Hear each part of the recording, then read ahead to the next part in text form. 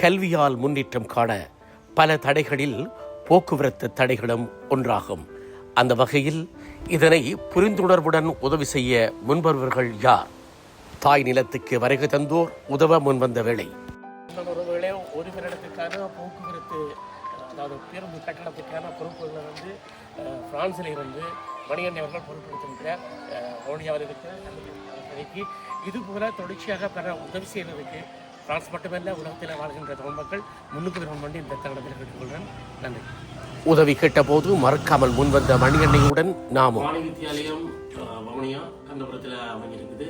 இந்த இடத்துல மார்ச் மாதம் பிள்ளைகளுக்காக ஒரு சீசன் டிக்கெட், போக்குவரத்துக்கான டிக்கெட்டை மார்ச் மாதத்துக்கானதை நண்பன் அருண்குமார் பத்மநாதனும், ஏப்ரல் மாதத்துக்காக கணேசமூர்த்தி தம்பையாகிய நானும் இந்த படம் 33,000 ரூபாவை நாங்கள் இந்த நேரத்தில் எங்களோட மிக விருப்பமாக இந்த பிள்ளைகளுக்கு ஏதோ ஒன்று செய்யணுமென்ற ஆர்வத்தோடு எங்களோட இணைஞ்ச சசி அவர்கள் பேருந்துலாம் நான் சந்தித்த நேரத்தில் வந்து என்னோட மட்டுமில்லை பலரோடு சேர்த்து அவர் அன்பாக என்னோட கேட்டு இந்த உதவியை செய்கிற பிள்ளைகள் கட்டாயம் படிக்கணும், அவர்களுக்கான வார்த்தைகளை சொல்லிக்கொண்டு அவரிடம் இதை ஒப்படைக்கிறேன்.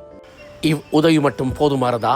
பார்க்குறாக்கள் எல்லாரும் முடிஞ்சால் தொடர்பு கொண்டு இந்த பள்ளிக்கூடத்துக்கு ஏதாவது நீங்கள் உடுப்பு கூட அனுப்பலாம், பிள்ளைகளோட உடுப்புகள் இருந்தால் அதை கூட நீங்கள் அனுப்பலாம். ஆனால் பள்ளிக்கூட பிள்ளைகளுக்கு நிறைய தேவைகள் இருக்கு. அதாவது புது உடுப்பு தான் வேணும்னு இல்லை, பழைய நல்ல உடுப்புகளாக நீங்கள் பாஸ் பண்ணி கூட நாங்கள் இங்கே அனுப்பலாம். இந்த உதவிகளை கட்டாயம் செய்கின்றோம்.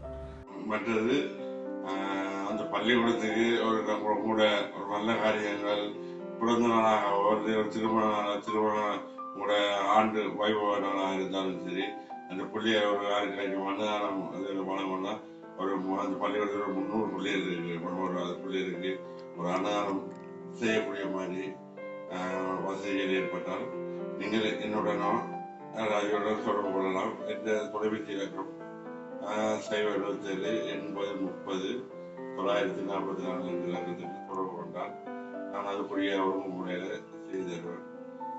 முடிஞ்ச வரைக்கும் அந்த பள்ளிக்கூடத்துக்கு ஏற்பாடு உதவி செய்யுங்க. இப்படியான நல்ல நேரங்களில் ஒரு நிறைவான உறுப்புகளை போடுறது மட்டும் இல்லை, நிறைவாக சாப்பிடவும் போன பிள்ளைகள் அதான் நான் விரும்பி கேட்டிருக்கேன். நிச்சயமா நீங்க செய்வீங்கன்னு